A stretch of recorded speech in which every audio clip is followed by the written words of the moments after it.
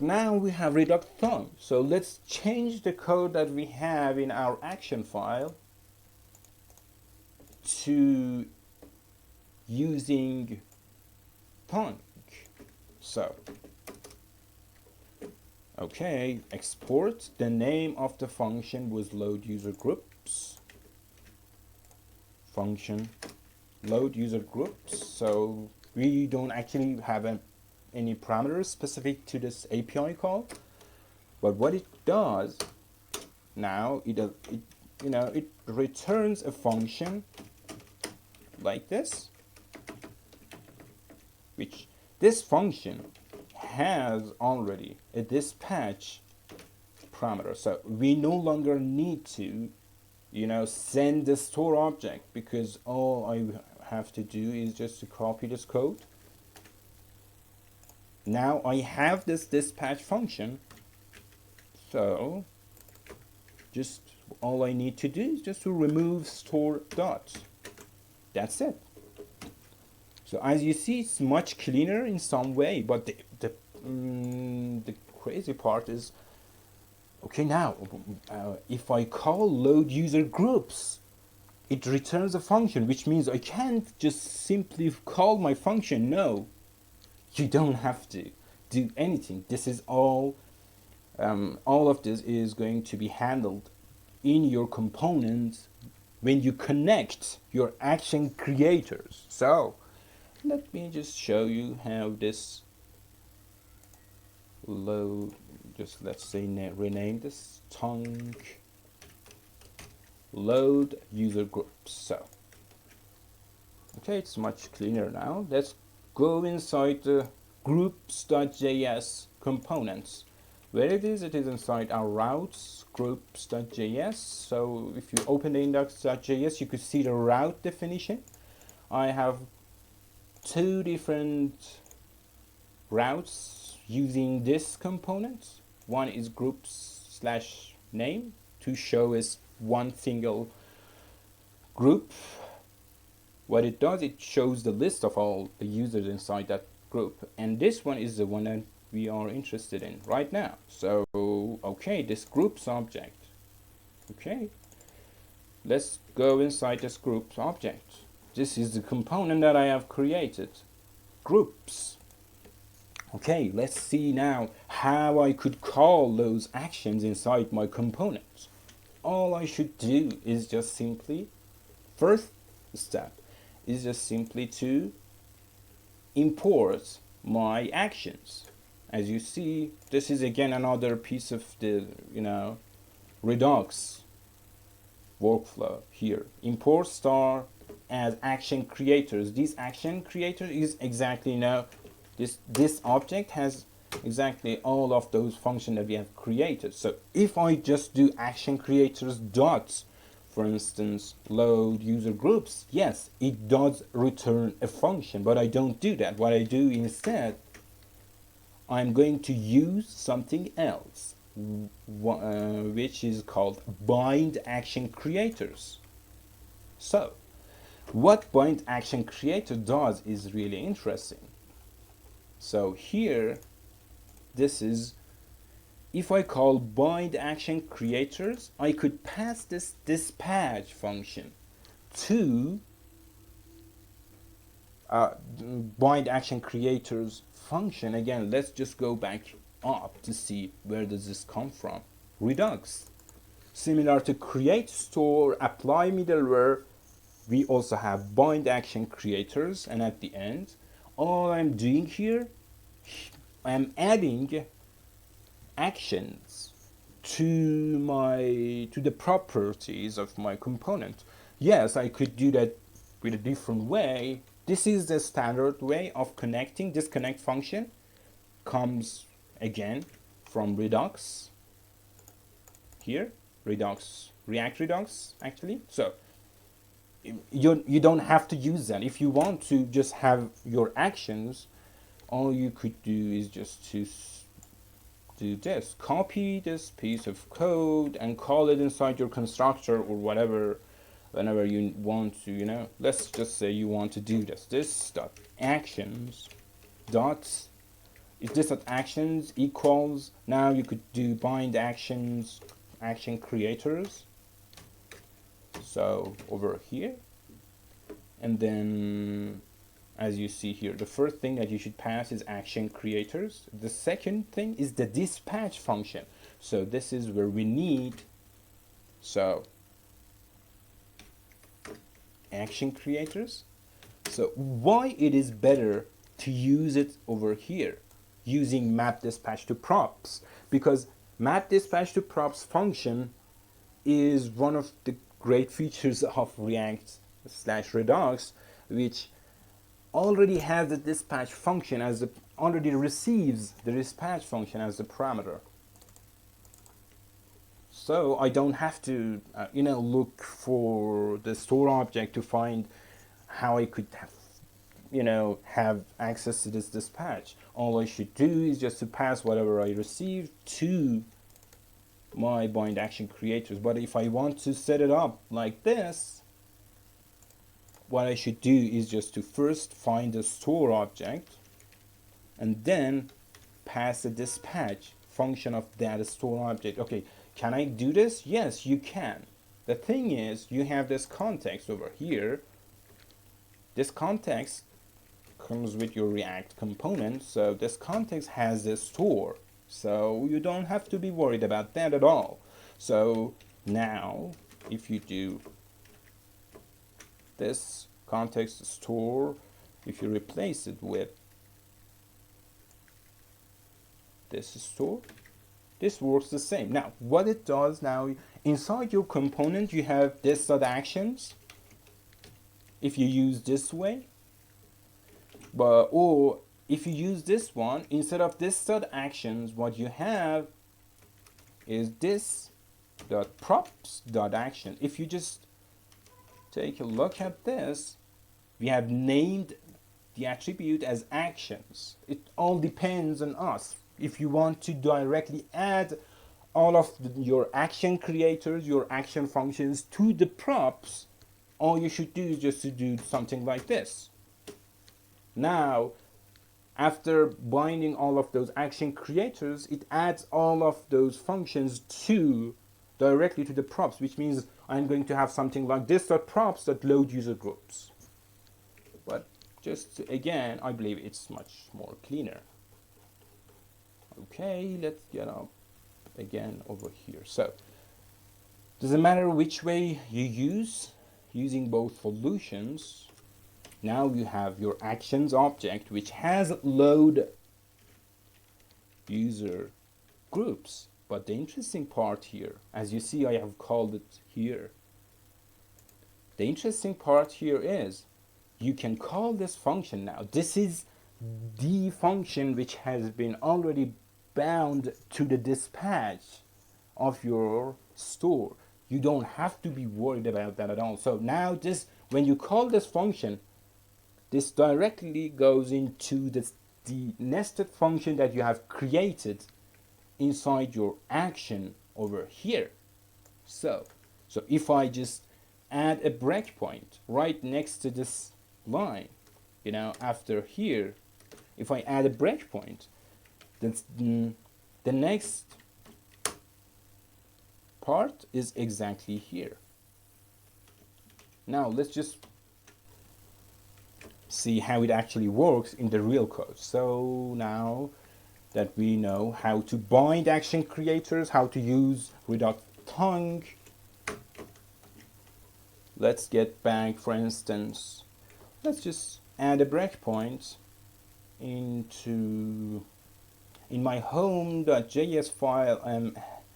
I'm calling both groups and users actions. So what I'm going to do, this is the complete version of groups.js, groups actions file. So you could see a lot of different actions, and instead of using strings here, I have created a constants file, so that again, to have a cleaner code, you can, instead of putting them all inside one single group.js file, you could also create a directory and separate them by their concepts.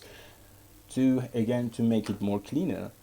So anyway, okay, load user groups. This is exactly where you could add this breakpoint debugger. So let's see where it is being called initially. In my routes, in my home file, home.js, here I'm, as you see, load user group list. I have another utils over here, and what it does, it manually dispatches, as you see, this one. So the reason behind this is to, again, load the data before transitioning to the next route. This is my router. Okay, let's just see other than the where I have, okay, I have one here, which is the point that I have created that. So I have two different, okay, groups.js over here, groups.js over here, and also here and here. So whenever I create a new groups, I want to load the fresh data and add it to the state. So this is where I can put my breakpoints. So load user groups in this debugger. Let's see, npm start. Let's go inside the application. Go to groups. So here, the delay that you saw right there, when I clicked on go to the list until this page is open, this delay was because of what I just showed you. Before transitioning to this page, I send a request to the server. I pause almost everything in the transitioning process. I send the request, get the response, and then I allow the router to continue its process. So let's just create a new group. Oh, by the way, before I do that, let's just open this console. Let's clear everything from here and here. Okay, I have a clean console now. Let's create a new group. So think full. So users, save. Okay, as you see now that the breakpoint is right here. If I just go inside my code, these are this function. Exactly, this is where I have it all inside my code. Okay, bind action creator. One more step. Exact. This is what I'm talking about. So let's just do it one more time. I have to create another user to call this function. Okay. Think full, let's say, mentors. Now I click on save button. Okay, now what it has done so far, it has created the user, but it hasn't yet loaded the new list of user groups. So if I just click next, it just goes straight right here again. To do what? To load all of the user groups. So what it does here, what we could do to make sure is just to extend it up to this point. Okay, this is the previous. Let's just open action states. Okay, you see, this is the global state that we have right now. We have groups, and we have a list over here which has four members. So okay, let's just clean it again. Go to the sources. Ouch. Okay, let's just say add a breakpoint to this point. Okay, now what it has done so far, it has dispatched another action. Okay, what it does at this point, it sends another request to the server to load the new list of users. So let's just click on next. Oh, it did. Now we have the new list. As you see, it has 5 members instead of 4. Okay, which is the fresh list of data, which has, okay, let's just take a look at this. Okay, as you see, fetch complete. Now, if I dispatch this, this is the next part of this scenario. If I dispatch it, what happens now? As I said that before, it goes straight into my reducer. So the reducer part doesn't have anything to do with redux-thunk because it is exactly the part which is totally based on Redux. So now we are going to see how I created that. So the thing is, let me just call this and finish this. Okay, as you see now I have 5 members in my list. So the only point that I wanted to show is that over here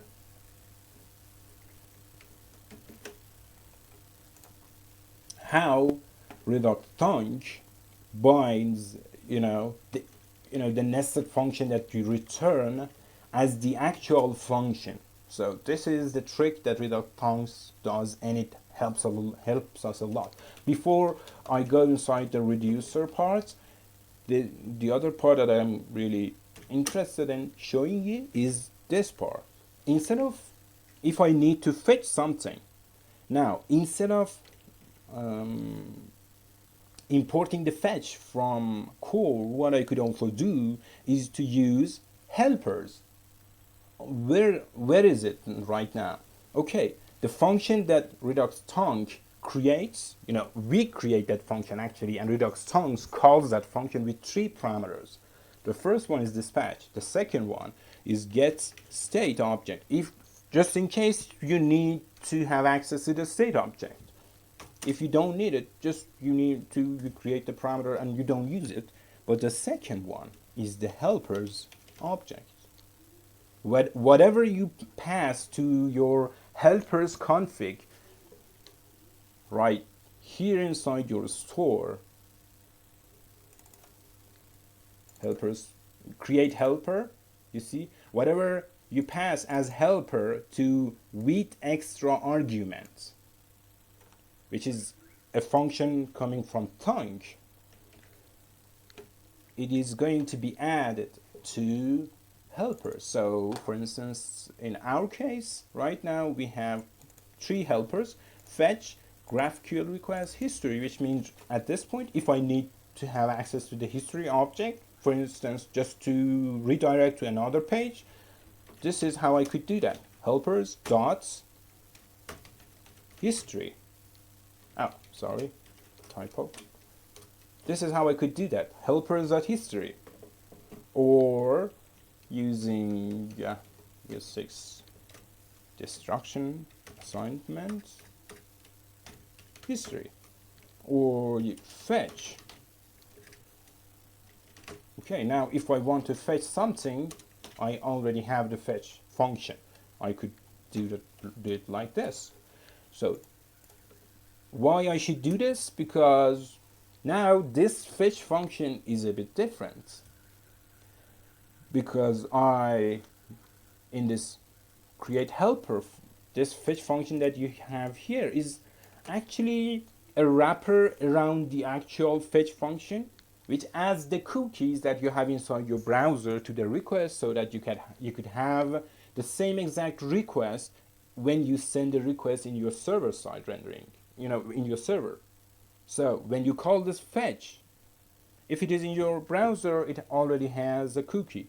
But if it is on the server, this fetch knowing cookie is going to help you. What it does, it adds all of the cookies that you have inside the request that you have sent to the server to the fetch. How you could just take a look at this fetch knowing cookie right here. Exactly, it adds this cookie automatically to the headers. You could do that yourself. You could save the cookies whenever you receive the request in your server.js file, and you could handle that yourself. But this is exactly helpful when you need to set up authentication, because cookies are usually useful when you want to save credentials. Anyway, so as you see now we have helpers. So this is the another missing part of redux-thunk. Redux-thunk has another features as well, which as you could see we are not going to have time to cover all of it, but the important point that I wanted to show you here is that how you could use helpers. Okay, so now we have created the actions. The first point is, okay, we call that action, and from our component it goes using redux-thunk. It has been bound to our component, either to our props or directly to the this object. So the next part of this data flow is, okay, the first part is before you call the action in your component. The next step was your action. The third step is your reducer. Let's just go inside the reducer part. So as we all know, as I showed you before I do that, I see that we have questions. I'm using WebStorm, NVM. Yeah, I'm using NVM, Node Version Management, and okay. So what you see over here, it's not actually ES6 or ES7. We have to be a bit more precise. We could call it ES 2016 because the naming has changed in the JavaScript community. So I guess that's going to, okay. And can you chain a single wait like you can promises? Yes, you can chain, but you don't need to. Whenever you do a wait, it actually does the .then, adds the .then part to your function. I hope it is clear. We could also cover another parts. Okay, so I'm going to cover the reducer part really fast. Sorry, because it has been a really long workshop.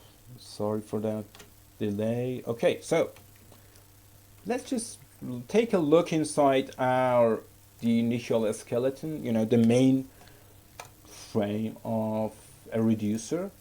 I want to go to my notes if I manage to find them. Okay, so here we go. This is how you set up a reducer. Let's do this. Let's again go to reducers function. Before I dig inside my groups.js, let's open index.js.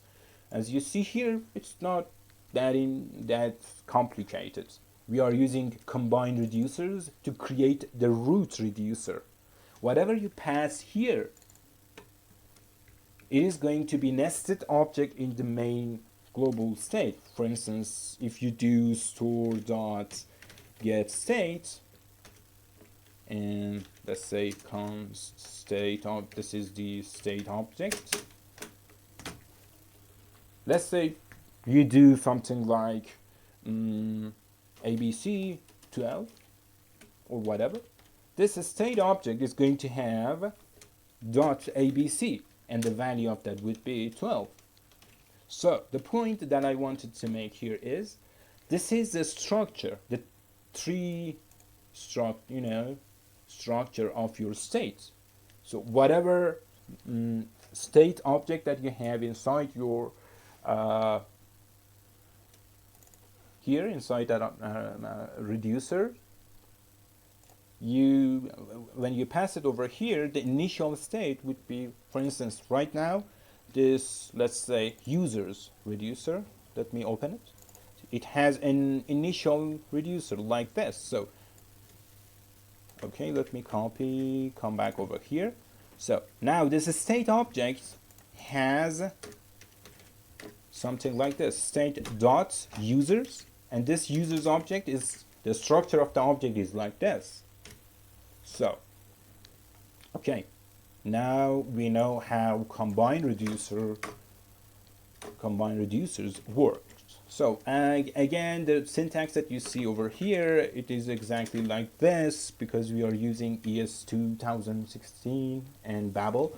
Let me just, before I take the next step to make it a bit more cleaner, what we are using here is Babel preset React. This is what allows us to use all of these features, and stage number 2 of Babel presets. If you are interested in using all of these syntactical sugars, all you have to do is to add these couple of dependencies, is preset React optimize, and preset stage number 2. Okay, let's just remove this extra from here and go now see.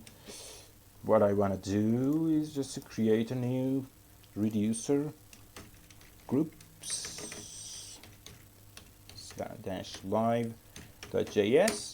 I'm going to, by the way, I'm going to push even the live file that we have had in this workshop so that we could just compare the codes. Okay, let me copy this code from here. Whenever you have, okay, the first thing that we have to change, we don't have to change, but it's better to change because we are using the modern version of JavaScript. Okay, here is this constant because the initial state should be a constant. It is read only. You are not allowed to. You can, but you are not allowed to manipulate the state object. So okay, this could be a really simple reducer. What all we have to do is just to go to the actions file, action groups live. So if, as I recall, we have had 3 different actions. Okay, one could be this one, request, success, failure. Okay, great. So what I'm going to do over here, okay, this is the standard structure of a reducer. The first thing is it all depends on you and your logic and the way you handle your your CRUD operations and your reducer. But the point here is, the question here is, when you send a request, do you want the previous state attribute to have the previous values, or do you want to reset? For instance, let's say once you have sent the request and it has failed, which means now in your state you have an error object. After a couple of seconds you want to try it again. When you send it again, do you want that error object to stay in your state, or do you need that to be clear? Do you want it to be removed? So here, where you could do this, you could just say, okay, oh, we have one missing piece, which is this loading. Okay, loading data error. Well, we don't have actually any missing piece. Loading, we have this initial state. Okay, I believe when I send a request, it's much better to remove the previous error from here. So why? Because using this error flag, I usually show a message, an error message in my page. So I want to remove the message when any request is about to be sent. So it's much better to do this, to change it to null. And what about data? So let's just say we have a list of users, or we have a list, in this case we have a list of groups. Do I want to, let's say I want to reload that list. Do I want to clear the list once the request is sent, or I want to have the previous data in my list, and once the new data comes, then I want to replace it. That's okay. It makes sense for error, but it doesn't make sense for data. So it's not. It doesn't make any sense to do this, to remove the previous data. That's why I want to keep it. How? Using this part. So at the end, if you are interested, we could talk about these syntaxes as well. But yeah, what it does actually, it allows you to, here, this piece, it allows you to inherit from the previous state object, which you have as your first parameter over here. Okay. Okay, it makes sense to have this, write this. Or if I take a look, why don't you, we could also do this. Instead of using the previous state, I could also do this. Initial state, which means I want to reset everything to its initial state, and then just change. I no longer need this part, error null, and loading true. This is again the way that you handle this. I believe this is the cleaner way of handling the same issue that you could handle this way. State, error null, or just pass initial state to reset everything, and you no longer need to do this. So that's, it means less code and more, and also a more readable code. Why? Because when you look at this code, it tells you at this point I have used initial state, and at this point I have used state, which means at this point I am going to remove, or I'm going to reset everything back to its initial state. Okay, so again, when you send the request, the loading is true, and initial state is going to help us to reset everything. What about when we receive the success, when we receive the success action? Okay, again, okay, I need to use this state, and loading should be false, because now the loading process has finished. I have sent the request, and at this point, when this action is being dispatched, it means that I have received the response, so the loading should be false. And the data here is, so just take a look at this structure. Action is an object. Could be anything, by the way. But here is an object. So if I come back to my action, instead of data over here, let's say, again, I do something like this. ABC, and then inside that, I do data. What happens then? What happens is just something like this. This action object is exactly the object that you dispatch, so which means you will have ABC dots data. Okay, what if I do something now? Let's name it a bit more meaningful. So payload. Let's say this is a convention that I use in my real-world React applications. I always name them payload. So, and inside that payload, I either create a new flag like this, data, or I pass the payload as the actual data. So, let's use this way. Payload is much more cleaner. So whenever, from now on, using this convention, whenever I want to send something to my reducer, the attribute name that I'm going to use is payload. So, okay, it's now here I have this error.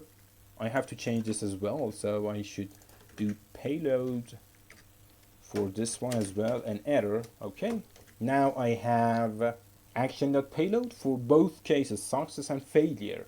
Let's get back to our reducer. So now I have a payload over here. So this payload is the actual data, but here this payload is the error object. So now I guess I have everything. Success, payload, and failure. So as you see inside the failure, which happens whenever the fetching process fails, what I want to do, okay, although it has failed, but the loading process has also finished. So I set that to false. But now instead of data, I should set the payload to error so that for instance, I could show some kind of error message in my page. Again, we also have another trade-off over here. If some kind of error happens, what do you want to do? Do you want to clean the data, the previous data that you have in your state? Let's say something like this. Do you want to make it like this? Okay, if you need if you want to do this, again, it's better to pass the initial state over here to reset everything. Okay, and you no longer need to set loading to false because initial state has loading false. All you need to do is just do something like this. But again, do you actually want to remove the data from your state tree? I don't usually do that. So this is the way that I usually handle this. Okay, now we have created this reducer. So before I show you the actual code that I have written for my reducer, I want to just bring up another point that I have always had issues using switch cases. It doesn't make any sense, but it is the way that I feel, or the way that I think, that I hate switch cases. So it might seem funny, and it is actually funny, and but I don't like switch cases because it feels boilerplate. It feels like it doesn't seem to be a really clean code. Okay, how I could make it cleaner? In my opinion, every single case in this reducer should be a pure function itself. If you remember the way that we handled actions inside our group actions over here, instead of directly passing the action, we created functions. I believe we could do the same. So, okay, if we have different functions for different action types in our reducer, let's create a function called create reducer. That reducer function should look this way. Create reducer. Okay. The first thing that it needs is something like an initial state. What it does, it passes this initial state to every single pure function that we create for every single case. And the second parameter that create reducer needs is a map of what? Of actions. It's much cleaner, I believe, to create a JSON file instead of switch case.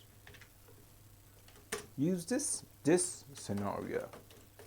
I like it more. Again, you don't have to. It's not part of Redux standard. It is a convention. It is a way of thinking that I have, that I don't like this. So I believe this is much more cleaner. So let's take a look at this code. And what I have an object, and instead of switch case, I have this. So just to make sure what I want to do here, I want to come back to the room. Does it make sense to you, or do you need to talk about this more? I want to show you the code, but does this part make sense to you?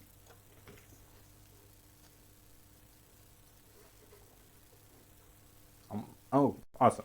Great. Now, let's implement this create reducer function. I have already done that. Let's go inside the utils, index.js, utils, index.js. Awesome. This is a create reducer function. As you see, it has initial state, it has reducer map, And what it does, it returns the actual reducer, the big function. Here we used to have a switch case. Now what we have, because for every single case in our switch case we have a function, now we don't actually need to use switch case. So inside the reducer map, for every single type we have a reducer.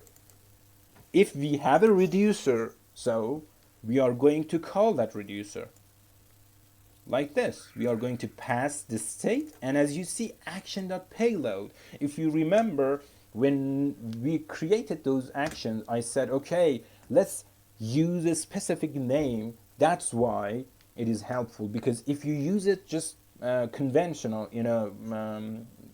if you use this convention, it helps you to create a function like this, which automatically sends the payload of the action to your reducer case, so that you could use it. You don't have to deal with action object anymore. All you should do now is just to change it with this syntax. Let's get back to our code again.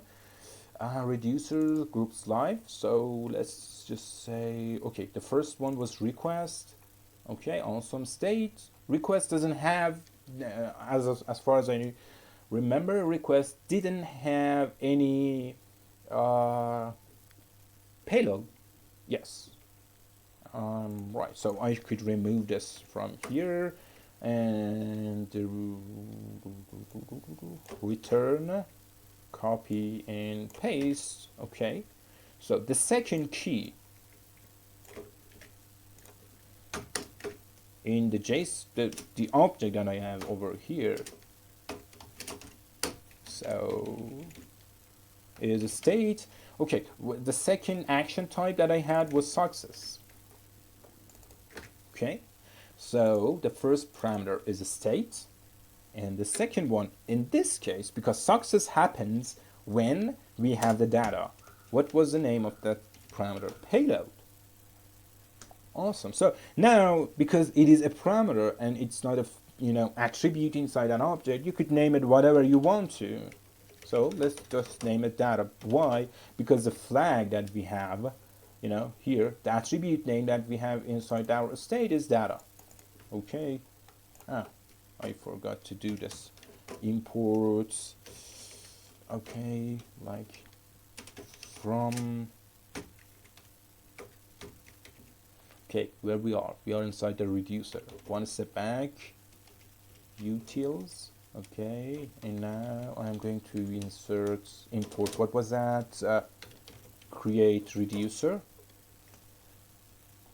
Okay, create reducer. Awesome. State data. Now I am going to return this one, this case. Okay.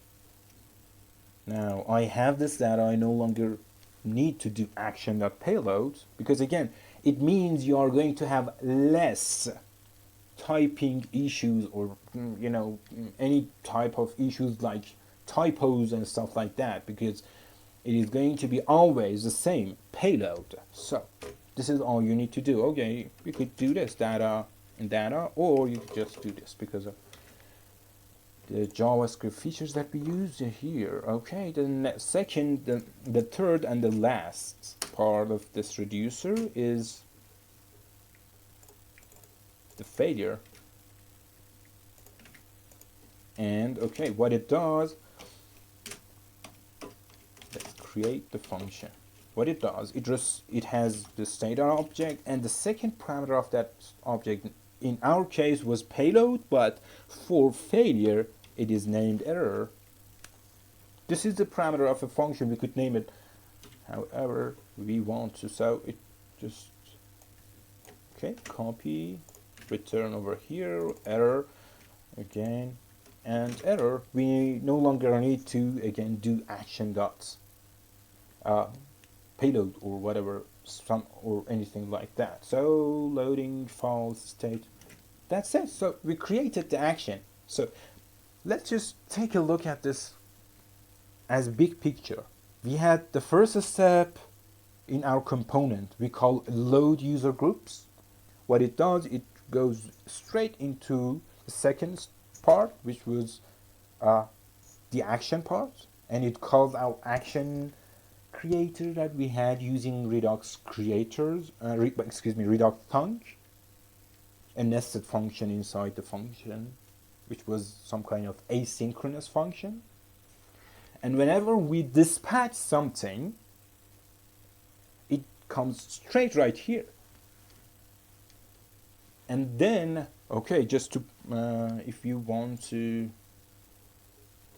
let me just show you the actual code, groups.js. So, okay, this is another way of handling this. So because I have created constants, you know, I have this constants over here in index.js. I have created this constants as variables. It allows me to have a cleaner way of coding, to have less typos, because as far as you are dealing with strings, you could have typos. But if you create a variable, WebStorm doesn't, or Sublime or Atom or Visual Studio Code or whatever you use as your editor, it usually doesn't allow you to have syntactic issues like this, because you import, let me show you again.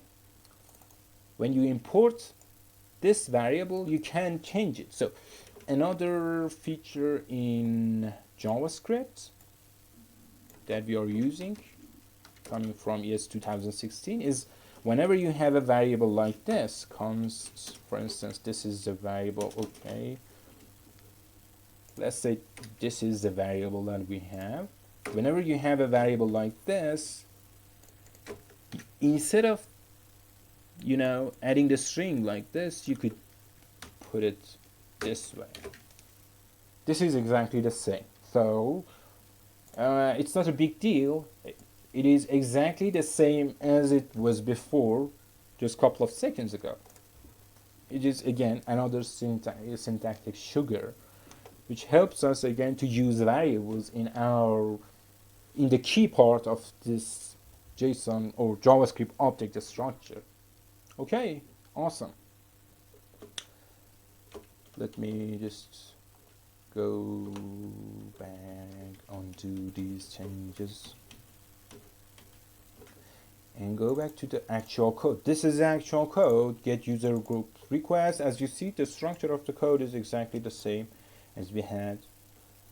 Okay, this is where it receives the data. Here I have the payload, and inside that payload I have something called list. Okay, it's a bit different, but now we could get user group request. We could add a breakpoint here to see if it actually works the same as I said. So, or let's just say, put it this way, console.log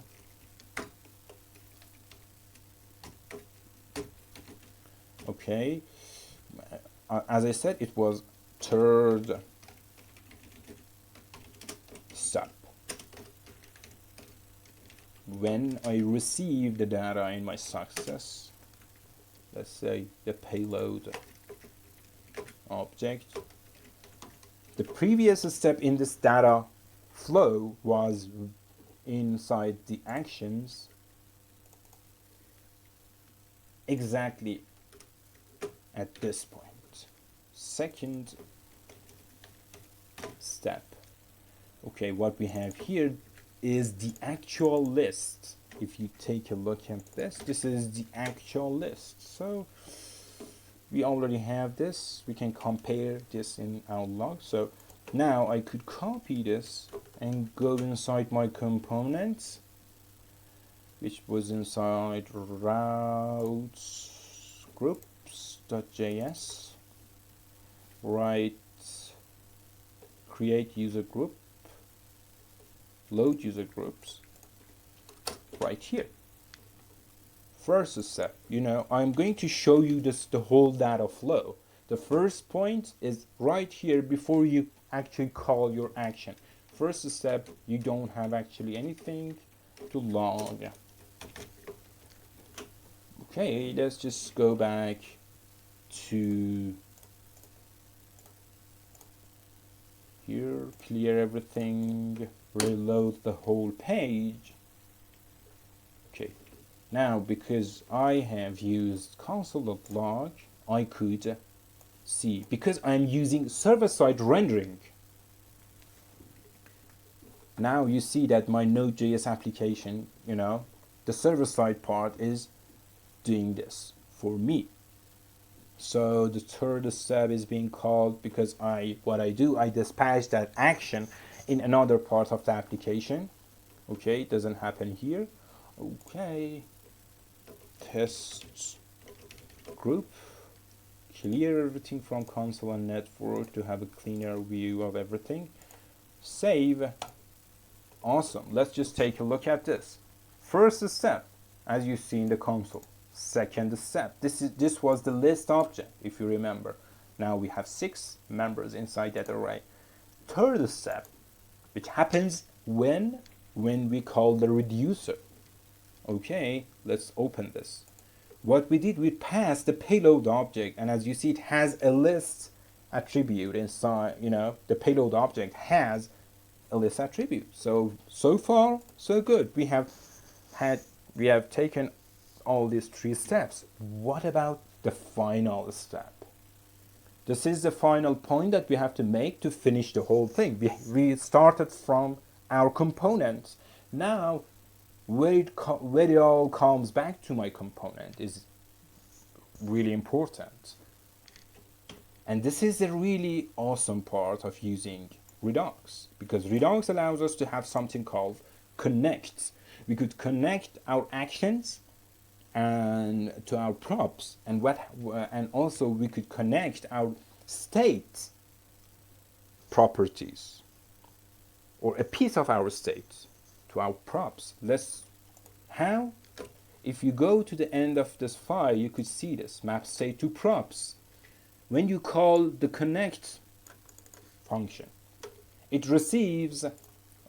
By the way, I'm using another thing called with styles to enable CSS modules, and I know it also has another features, but it shouldn't just confuse you. It is something like this. Groups is the actual class of my component, so let's just do it this way just to have a cleaner view of the code. This is how we handle, instead of exporting the actual groups components, what we should do is we have to first connect groups components to Redux and to the store, and then return. So as you see here, we have different types of components. So if you open the components folder inside this RC, you could see layout, you could see link, if you open link, for instance, if you go to the export parts, as you see, it doesn't have anything like connect. If you go to user data table, does it have it? No, it doesn't. It just has this with-style thing, but at the end it doesn't have connect, which means we have 2 different types of components when we use Redux. There is some kind of naming convention for those. So the naming is something like this: Redux components versus containers. If you are interested, container versus components. Let me just, this was, I guess, the Medium article that I really liked about this topic. This is, if you read this, you could have a better understanding of this whole topic. But now, when we are right here, so let's get back to the code. Okay, awesome. So as you see over here, it doesn't have that. So we have 2 different components. One is, just components or presentational components. The other one is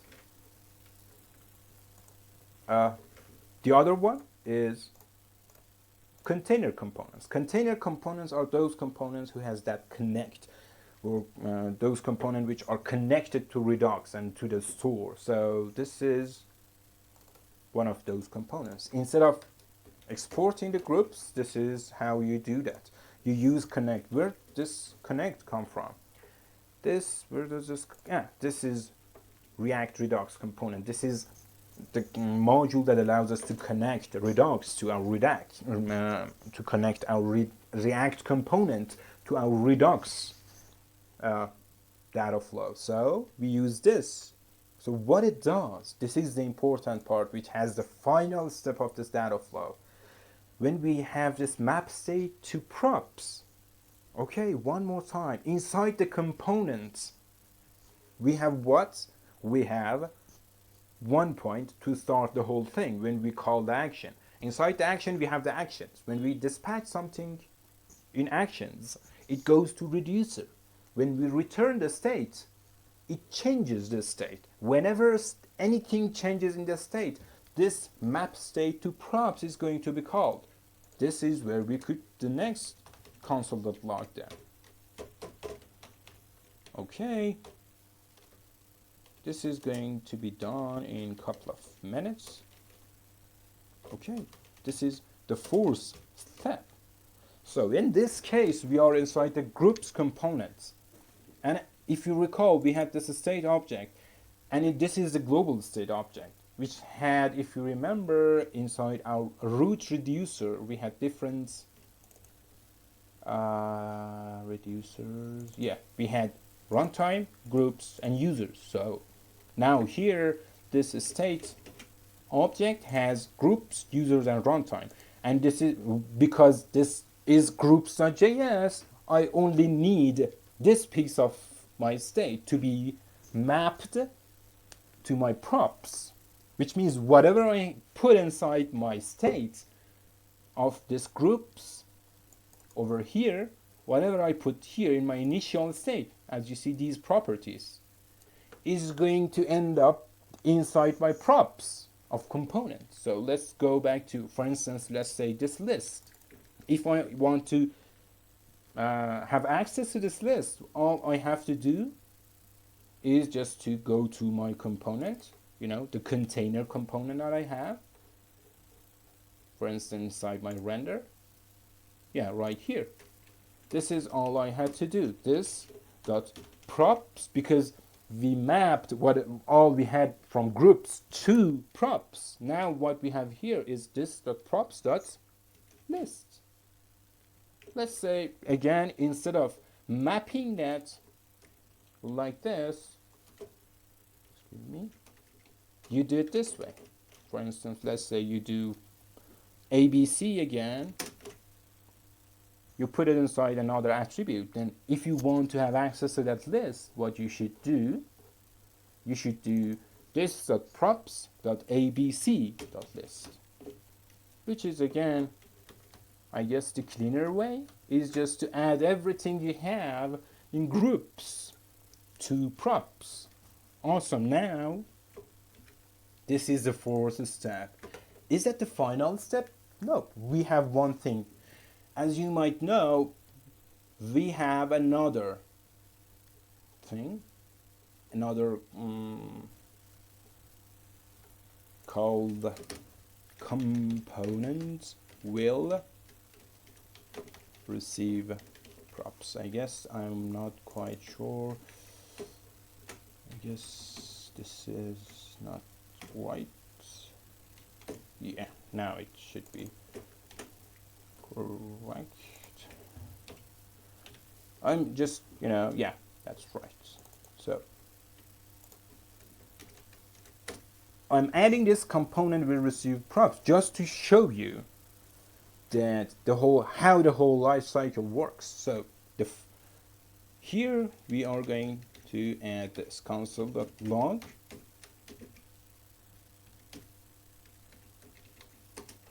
final step. We have new props. So one of those props, what is it? Could be, well, we have the new list. This dot, oh, by the way, the way that it works is like this. Next prop, it hasn't yet next props. So this next props is going to have that list, next prop dot list. So awesome. Now let's reload the whole page and see if this whole thing, this whole data flow is working the same as I just explained.